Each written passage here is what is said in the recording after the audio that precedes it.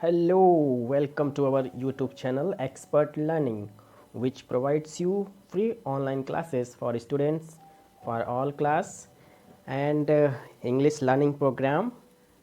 And we are also planning to provide you free online lectures on our Indian Constitution, भारतीय संविधान पर, जो कि हर नागरिक को जानना बहुत ही ज़रूरी एंड इम्पोर्टेंट है.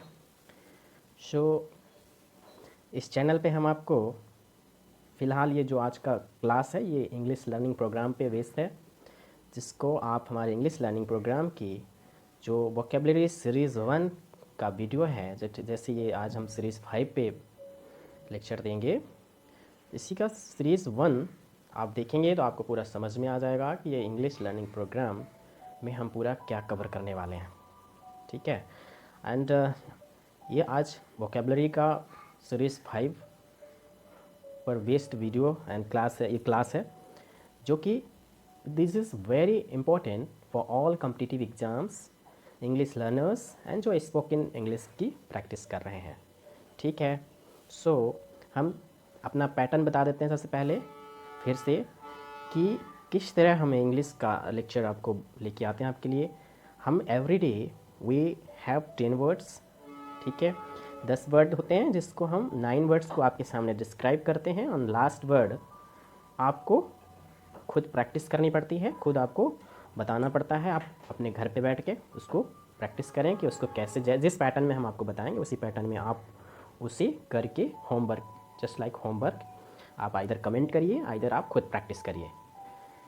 सो चलिए स्टार्ट करते हैं. कल का जो सीरीज़ 4 का जो वर्ड था आपके सामने वो था, ये वर्ड था जिसको आपका उच्चारण भी जानना है खुद से. ठीक है. और पार्ट्स ऑफ स्पीच का कौन सा पार्ट है, ये कौन सा वर्ड है. ठीक है. इसकी मीनिंग्स क्या है, इसका सिनोनिम्स, एंटोनिम्स एंड एग्जांपल्स दे करके एक सेंटेंस दे के आपको समझाना है. देखिए ये जो वर्ड्स हम आपके लिए लेके आते हैं ये कोई ऐसी मतलब कि टाइम पास पे नहीं है. It is very important. मैंने जैसा कि बता चुका हूँ, this is very important for all competitive exams. जो भी कॉम्पिटिटिव एग्ज़ाम्स है उसमें आपको similar words, antonyms, synonyms, sentences हर एग्ज़ाम में आता है. अंग्रेजी का अगर वो एग्ज़ाम है, अंग्रेजी अगर उसमें इंक्लूडेड है, तो आप ये बेसिक से हम बता रहे हैं. इसको अगर देखना एक बच्चा भी अगर शुरू करे तो वो भी एक दिन इंग्लिश का एक्सपर्ट बन सकता है.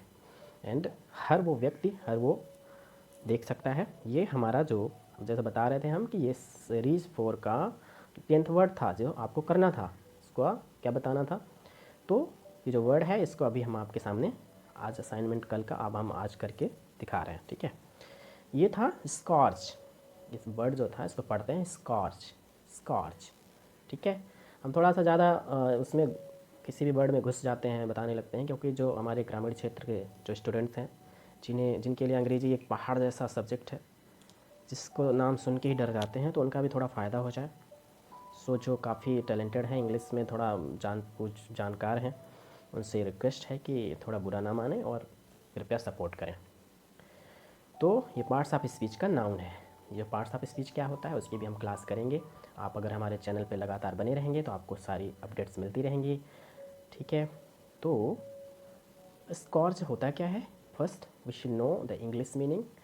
हमें सबसे पहले अंग्रेजी मीनिंग सीखनी होगी, क्योंकि अंग्रेजी सीखना ही इंग्लिश में आपको एक्सपर्ट बना सकता है, इंग्लिश आपको बता सकता है. अदरवाइज आप हिंदी पढ़ते रहेंगे, डिक्शनरी उठाइए, हिंदी देख लीजिए, क्या फ़र्क पड़ता है, लेकिन वो वर्ड आपके जहन में नहीं घुसेगा. ठीक है. तो क्या है इसका meaning. Whip used as an instrument of the punishment, curse. ठीक है. विप क्या है, यूज्ड एज एन इंस्ट्रूमेंट, ऐसा इंस्ट्रूमेंट जो पनिशमेंट्स के लिए इस्तेमाल हो. ठीक है. यहाँ पे जैसे कोड़े होते हैं, कोड़ा मारा जाता है, जो हमारे हाथ में कोड़े मारने के लिए रस्सी या होता है. ठीक है. या फिर उसी को वर्ड्स को हम जब अलग अलग जगह पे इस्तेमाल करते हैं तो उसके मीनिंग्स चेंज होती चले जाती है. तो संकट आ जाना. ठीक है. सज़ा आ जाना, सज़ा मिलना किसी को, महाकष्ट, अभिशाप, ये सारी बातें स्कॉर्च की हिंदी मीनिंग्स हैं. और इंग्लिश मीनिंग क्या है. Whip used as an instrument of punishment. ठीक है. इस तरह से आपकी इंग्लिश मीनिंग हो गई. इसमें आपने विप देखा होगा. विप का मतलब होता है कोड़ा, बोलते हैं ना कोड़ा. जब कोई दंड देता है, अब पुरानी पिक्चरों में देखा होगा, फिल्मों में, कि कोड़े मारे जाते हैं, तो जो कोड़े जो इस्तेमाल करते हैं, जो हाथ में लिए रहता है, उसको हम व्हिप बोलते हैं। Whip used as an instrument of the punishment. और कर्स, कर्स मतलब कष्ट होता है, महाकष्ट, मतलब ज़िंदगी में बड़े कर्स हैं, ठीक है। तो इसके सिनोनिम्स देख लेते हैं। सिनोनिम्स क्या है? पेस्ट, पेस्ट का हिंदी होता है घातक। देखिए हमने हर वर्ड का यहाँ पे हिंदी लिख रखा है, अगर आपको हिंदी भी जानना है तो, ठीक है। सिनोनिम्स इसका दो हैं, पेस्ट एंड टेरर।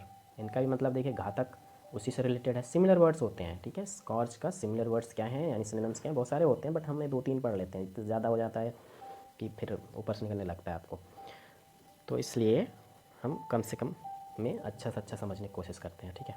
नेक्स्ट है टेरर, टेरर आतंक, ठीक है, इसी से रिलेटेड है। नेक्स्ट है एंटोनिम्स, यानी इसके विपरीत शब्द, अपोजिट वर्ड्स क्या है? रिवार्ड्स, अभी यहाँ कष्ट मिल रहा था, कोड़े मिल रहे थे, अभी उसके बदले इनाम मिल रहे हैं, ठीक है। Rewards, price, okay. ब्लेसिंग्स, ठीक है, उल्टा है एकदम, ये इसके उल्टा है कि नहीं, अब यहाँ पे कोड़े पीटे जा रहे थे, अब यहाँ आशीर्वाद मिल रहा है। ब्लेसिंग एंड डिलाइट, खुशहाली, ठीक है। इसका एग्जाम्पल इस्तेमाल कर लेते हैं, एग्जाम्पल लेते हैं एक सेंटेंस का। Rahul Dravid was the scorch for the Pakistani bowlers. क्या हुआ? राहुल द्रविड़ क्या थे? एक स्कॉर्च के रूप में थे, एक तरह से मतलब कि उनके लिए टेरर थे, for the Pakistani bowlers, Pakistani bowler के। जब पाकिस्तान इंडिया का मैच होता था तो कितना भयानक सीन होता है, देखे होंगे आप टीवी पे। तो उसमें क्या कहा जा रहा है कि द्रविड़, क्योंकि द्रविड़ ऐसे खिलाड़ी थे जो कभी आउट नहीं होते थे जल्दी, तो ये बॉलर्स कितना भी कोशिश करते रहे तो उनके लिए एक तरह से टेरर बन के खड़े हुए थे। तो इस तरह आप इस्तेमाल करते हैं, आप शब्द अपने हिसाब से ही बनाइए, ये सब शब्द हमने ऐसे ही मतलब इस्तेमाल किया है कि तो समझ में आए आपके, ठीक है। सो इस तरह से हमारा आप चलते हैं आज के वर्ड पे। कल का जो वर्ड था ये हम यहाँ तक ख़त्म करते हैं, आज हम चलते हैं सीरीज 5 पे, ठीक है। सो वर्ड पावर्स यानी शब्दकोश सीरीज़ 5, यानी आज 5वां सीरीज है, जिसमें आप फिर 10 वर्ड हम पढ़ेंगे, ठीक है, जिसमें से एक वर्ड हम पिछले दिन का पढ़ते हैं और 9 वर्ड्स आज स्काइप करते हैं, और आज का जो 10th वर्ड होता है वो कल के लिए आपको प्रैक्टिस के लिए देते हैं, ठीक है। सो वोकेबलरी सीरीज़ 5 चलते हैं अब। सो पहले देख लेते हैं what are these 10 words. These are the 10 words for today. कौन कौन से हैं? फ्रेट, नंबर 1 पे है फ्रेट, नंबर 2 पे है एथेरियल, एथेरियल, नंबर 3 पे है unlettered, unlettered, sprightly, covetous, bleak, adjunct, accord, abound, cornucopia, ठीक है। ये 10 वर्ड्स हैं जिसको हम बारी बारी से अभी समझेंगे, उनको अच्छे से आप देखिएगा। अभी वर्ड देख रहे होंगे, कुछ बहुत सारे नए नए वर्ड्स लग रहे होंगे, किसी के लिए तो ये पहाड़ टाइप के वर्ड लगे होंगे जो कभी अंग्रेजी सीखना नहीं चाहते, तो इनको अब हम इनको काफ़ी सरल बना देंगे। आप आइए हमारे साथ, बने रहिए इस वीडियो में, और लास्ट के वीडियो के लास्ट में जो हम पूछेंगे उसको ज़रूर बताइएगा, ठीक है।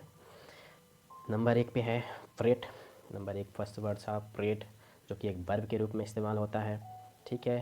इसका इंग्लिश मीनिंग क्या है? Feel uneasy, feel uneasy, feel मतलब महसूस करना, अनईजी मतलब ईजी महसूस नहीं करना, मतलब ईजी का उल्टा अनईजी, ईजी मतलब सरल, यानी कि सहज, सहज महसूस नहीं हो रहा, क्या? असहज महसूस करना, या इरिटेट, इरिटेट बोलते हैं बड़ा इरिटेटिंग लड़की है, बड़ी इरिटेटिंग मतलब इसका बिहेवियर है।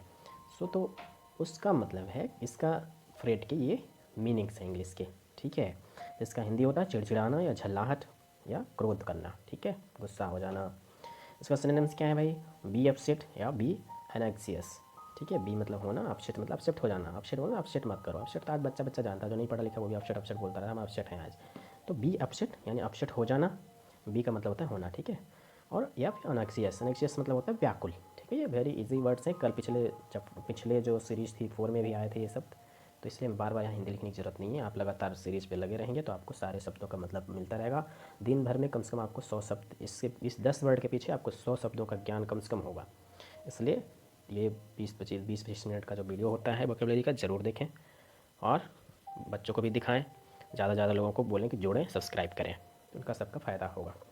नेक्स्ट है एंटोनिम्स। एंटोनिम्स में इसका विपरीत शब्द यानी अपोजिट शब्द क्या है? Please and delight. प्लेज मतलब होता है कि प्रसन्नता, दिल में खुशी आ जाना, ठीक है, आई एम प्लीज्ड, ठीक है। तो प्लेजर, प्लीज से प्लेजर बना, डिलाइट खुशहाली, ठीक है। एग्जाम्पल क्या है इसका?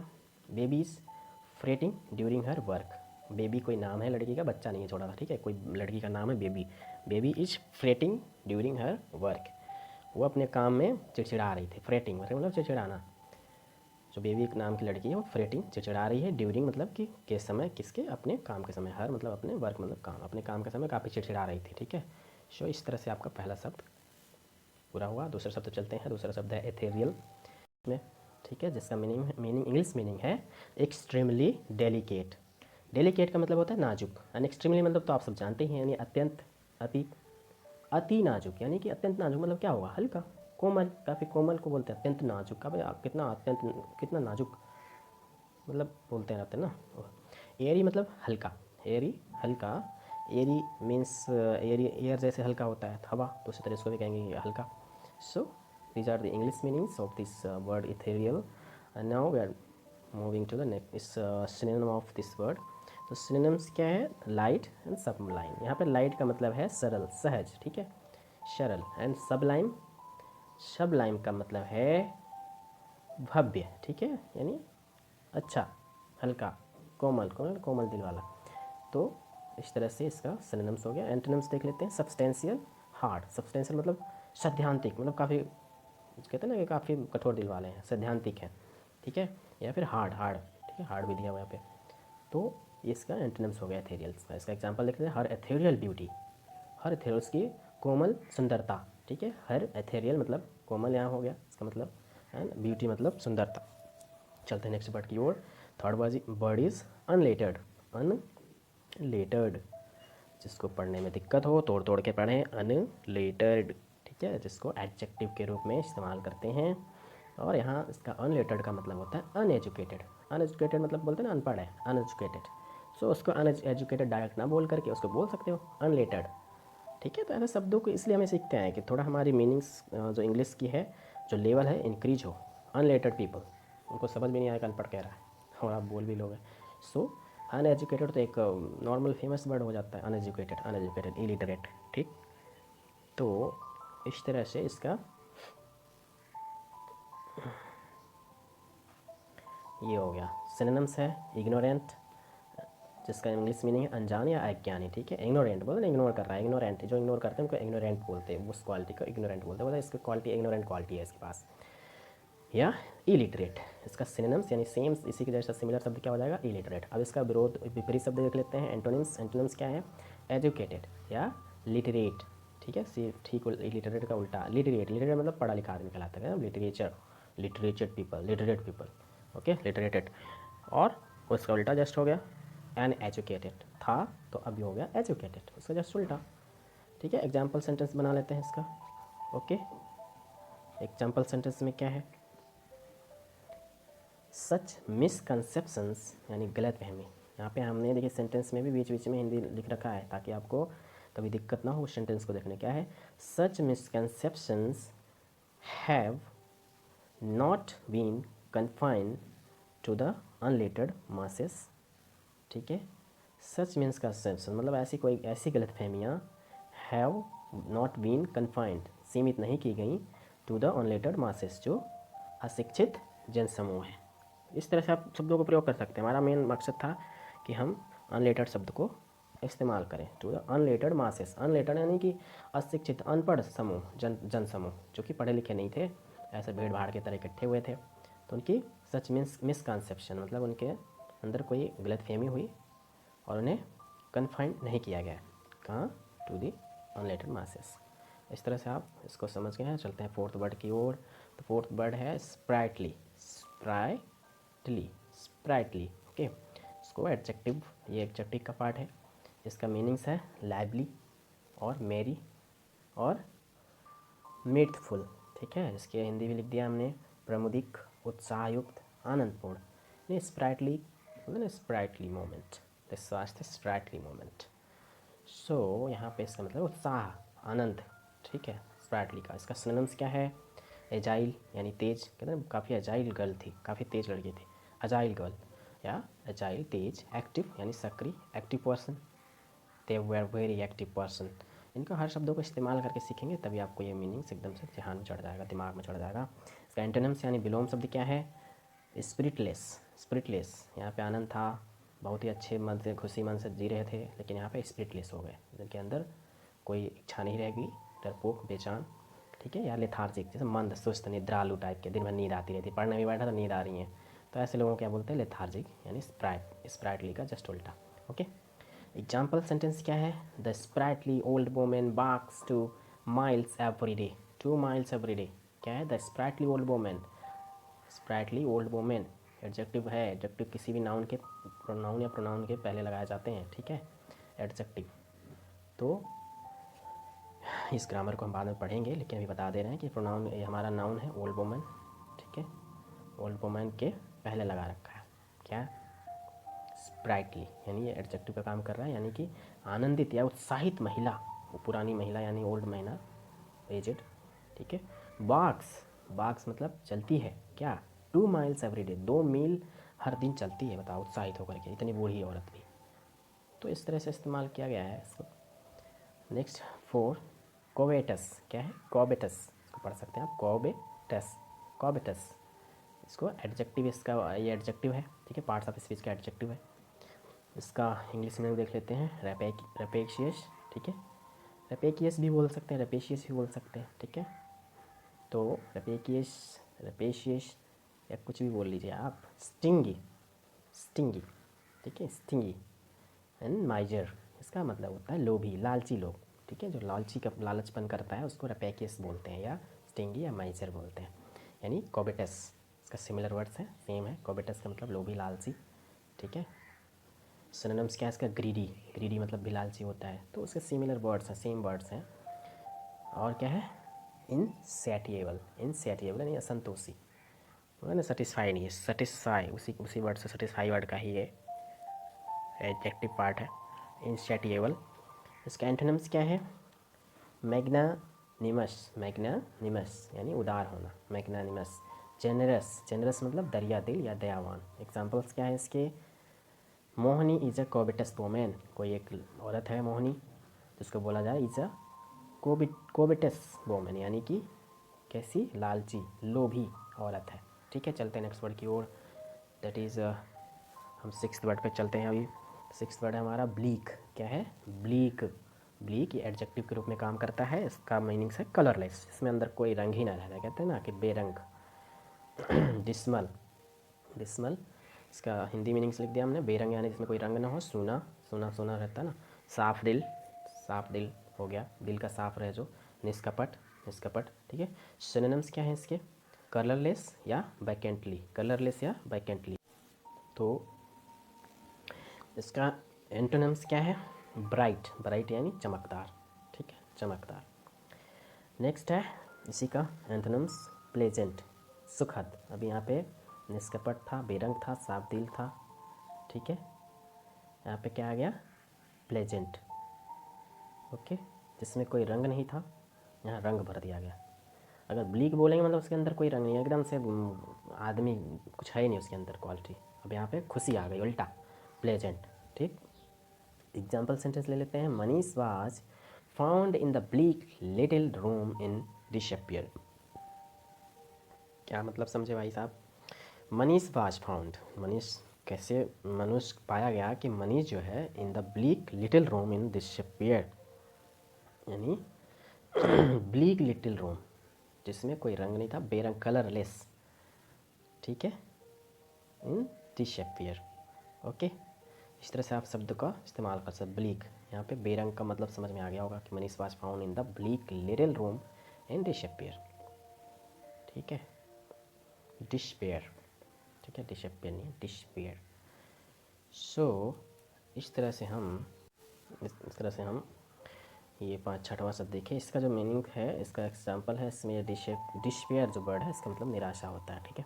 Manish was found in the bleak little room in despair, इन निराशा में, वो ब्लीक बेरंग रूम में निराशापूर्वक बैठा हुआ होगा, या जो भी हो ऐसा मिला हो, ठीक है, बेरंग, ओके, दुखी मन से, बेरंग मन। 7वां वर्ड है एडजंक्ट, एडजंक्ट क्या है, ये एक नाउन है, इसका वो क्या होगा, English meaning supplement, coherent, assistant, जिसमें सप्लीमेंट मतलब परसिस्ट, या कहते हैं ना कि सहायक हो, या कहते हैं सप्लीमेंट्री है, मतलब पूरक, ठीक है, पूरक को परसिस्ट भी बोलते हैं। कोहेरेंट सहायक, असिस्टेंट मतलब ये भी सहायक या संयुक्त, कोहेरेंट मतलब संयुक्त, मतलब ये सारे मिले जुले हैं, ठीक है। तो वर्ड अलग अलग होंगे, मीनिंग्स एक सेम होगी, यानी these are the similar meanings किसके, एडजंक्ट के। तो ये आपको याद करने हैं कि इसके सिमिलर मीनिंग्स कौन कौन से, सप्लीमेंट, कोहेरेंट, असिस्टेंट, और इनका प्रयोग जरूर करें जिस शब्द को भी याद कर रहे हैं। सिनोनिम्स क्या है, एडिशन, कॉम्प्लीमेंट, यानी इस कुल मिला के एडजंक्ट के कितने सिमिलर मीनिंग्स हो गए, 1 2 3 4 5 4 5, यानी 5 सिमिलर मीनिंग्स हो गए एडजंक्ट, यानी एडजंक्ट को भी मिला दो तो 6 हो गए, यानी 6 वो वर्ड का मतलब एक ही है, ठीक है। तो इसलिए जब जगह जगह पे थोड़ा सा इधर उधर चेंज होगा, लेकिन उसका मूल भाव नहीं चेंज होगा। इसके फॉर्म्स चेंज हो सकते हैं, नाउन, प्रोनाउन, वर्ड, वर्ब, ये सब बना सकते हैं उसमें जोड़ जोड़ के उसके प्रीफिक्स सफिक्स के साथ, लेकिन उसे कभी भी उसके मूल भाव, मूल अर्थ को बदला नहीं जा सकता। तो इस तरह से अगर एक शब्द का अगर आप 6 शब्द में भी समझ ले रहे हैं, 6 similar words for a word, तो सोचिए आपकी ज़िंदगी कहाँ से कहाँ जाएगी इंग्लिश के मामले में। इसलिए वर्ड्स को याद करना बहुत ज़रूरी है, ठीक है। एंटोनिम्स, एंटोनिम्स इसके क्या होंगे, लेशनिंग या सब्सट्रैक्शन। लेशनिंग मतलब ना लेश हो जाना, लेश होने से लेशनिंग बना यहाँ पे, क्योंकि इसको नाउन के रूप में प्रयोग कर रहे हैं इसलिए लेशनिंग बोल रहे हैं, ठीक है, काम होना। सब्सट्रैक्शन यानी घटना। एग्जांपल ले लेते हैं, food technology is an adjunct to learning. Food technology जो है, फूड टेक्नोलॉजी, ठीक है, जिससे फूड प्रिपेयर किया जाता है, तैयार किया जाता है, या फिर फूड को पैकिंग की जाती है, जो भी फूड टेक्नोलॉजी है, is an adjunct to the learning, ठीक है, सहायक है, ठीक है, एडजंक्ट टू लर्निंग, सीखने में सहायक है, ठीक है। चलते हैं next word, 8th word, eight word is accord. Accord इसको नाउन के रूप में प्रयोग करते हैं, इसका इंग्लिश मीनिंग है एग्रीमेंट या कंसेंट, ठीक है। अकॉर्ड बोलते हैं ना, अकॉर्ड, अकॉर्डिंग टू दिस, वही वाला अकॉर्डिंग का ही अकॉर्ड जो नाउन के रूप में प्रयोग हुआ है। तो इसका मीनिंग क्या होता है, एग्रीमेंट या कंसेंट, यानी सहमति या समझौता प्राप्त करना या होना। सिनोनिम्स क्या है इसके, हार्मोनी, सामंजस्य, यूनिशन, मेल होना। मेल, यूनिशन मतलब मेल होना, ठीक है, मेल यानी सहमति होगी तो मेल होगी, हार्मोनी सामंजस्य स्थापित होगा, ठीक है। नेक्स्ट है एंटोनिम्स, क्या है इसके, एंटोनिम्स हैं इसके डिसएग्रीमेंट, यानी एग्रीमेंट था या डिसएग्रीमेंट उल्टा। डिनायल मतलब इनकार कर देना, तो इस तरह से इसका उल्टा होगा। इसका एग्जांपल्स क्या है, the 2 countries breached the accord. 2 देश जो है ब्रीच मतलब होता है तोड़ देना या भ्रष्ट कर देना, ठीक है, तोड़ दिया उन्होंने द अकॉर्ड, जो सहमति समझौता हुआ था 2 देशों के बीच, वो तोड़ दिया गया, ठीक है। तो 9 क्या है, 9th वर्ड क्या है, अबाउंड। अबाउंड, अबाउंड वर्ब के रूप में यूज हुआ है, इसका मीनिंग्स क्या होता है इंग्लिश, प्रोलीफिरेट, प्रोलीफिरेट, इसको अलग अलग करके पढ़ें, प्रोलीफिरेट। और दूसरा इसका सिमिलर वर्ड क्या है, इन लार्ज यानी प्रचुर मात्रा में, काफ़ी मात्रा में, ठीक है। प्रोलीफिरेट मतलब बहुत मात्रा में, ठीक है। इसका सिनोनिम्स भी है थ्राइव, थ्राइव मतलब बढ़ना, किसी चीज़ का ज़्यादा होना। फ्लॉरिश, पनपना, कोई पनपता चला जाता है ना, मच्छर ही पनप रहे हैं, देखो बोले बगल में बहुत सारे मच्छर पनपते चले जा रहे हैं, उनकी मात्रा बढ़ती जा रही है, संख्या बढ़ती जा रही है। इसका एंटोनिम्स क्या है, डिफिशिएंट या कमी हो जाना, उल्टा, अभी ज़्यादा हो रहा था अभी कमी हो जाएगी।